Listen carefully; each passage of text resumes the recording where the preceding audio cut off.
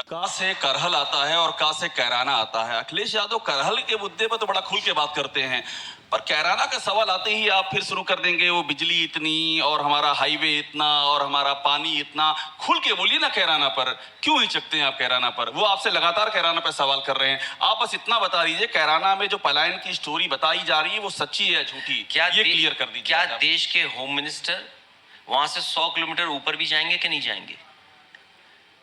उत्तराखंड के 1000 से ज्यादा गांव खाली हैं, वहां से पलायन हुआ है और उत्तराखंड ने बाकायदा एक कमीशन बनाया था और ये जानकारी हासिल की आखिरकार पलायन क्यों हुआ था। तो मैं ये जानना चाहता हूं कि केवल उन्हें कैराना का याद आ रहा है, और कैराना में जहां पर हुआ था जिस व्यक्ति ने सबसे पहले सूची जारी की थी वो खुद रो करके क्षमा मांग चुके हैं कि उन्होंने जो सूची दी थी वो गलत सूची दी थी, वो सूची ठीक नहीं थी।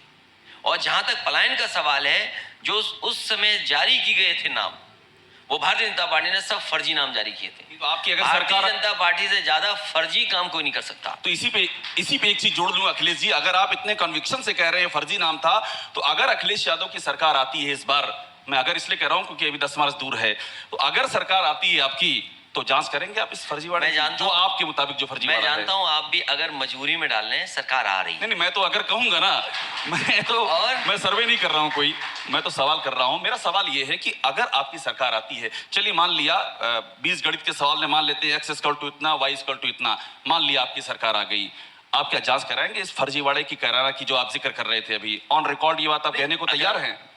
जो लोग, इसकी जांच पहले भी हो चुकी है, जो सूची जारी की गई थी उस समय के जो वहाँ के विधायक थे, वहाँ से संबंध रखते हैं जिले से, उन्होंने सूची दी थी एक, और सूची की जांच हुई थी, उसमें ज़्यादातर नाम फर्जी निकले थे, और जो लोग गए थे वो अपने किसी कारण गए थे वहाँ छोड़ करके। तो मैं भारतीय जनता पार्टी से कहता हूँ आपकी सूची कहाँ है, और जो पॉलिटिकल पलायन होने जा रहा है उसके जिम्मेदार कौन है? इस बार उत्तर प्रदेश की जनता भारतीय जनता पार्टी का पॉलिटिकल पलायन कराएगी। पॉलिटिकल पलायन होने जा रहा है। और जहां पलायन का सवाल है, उत्तराखंड में 1000 गांव खाली हो गए। 1000 गांव, छोटा मोटा आबादी नहीं हट गई वहां से, 1000 गांव हट गए। उसके लिए भारतीय जनता पार्टी के पास क्या जवाब है?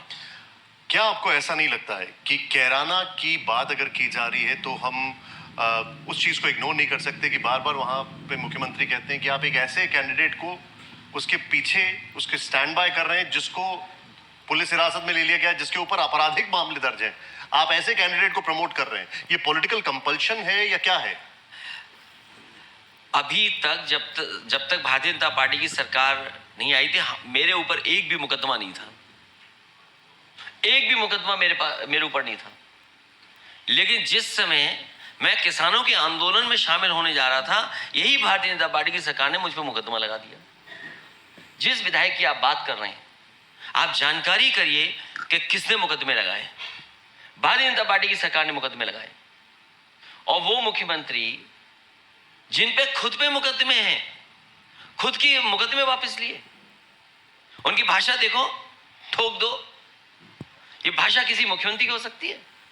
न जाने कितने झूठे मुकदमे लगे हैं, और उसका परिणाम क्या है देखिए। सबसे ज्यादा कस्टोडियल डेथ अगर कहीं हुई है तो उत्तर प्रदेश में हुई है।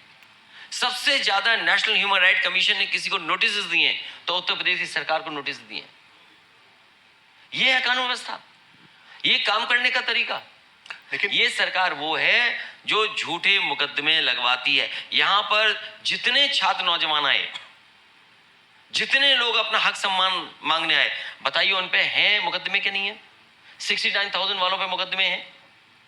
न जाने कौन कौन सी धाराओं में मुकदमे लगा दिए सरकार ने। जो नौकरी मांग रहे हैं उन पे धारा है। अभी इलाहाबाद में जो आंदोलन हुआ है, आप पता करिए कैसी गंभीर धाराओं में मुकदमे लगा दिए गए। तो ये सरकार है, मनमानी कर रही है सरकार, इसीलिए जनता इस सरकार को हटाना चाहती है।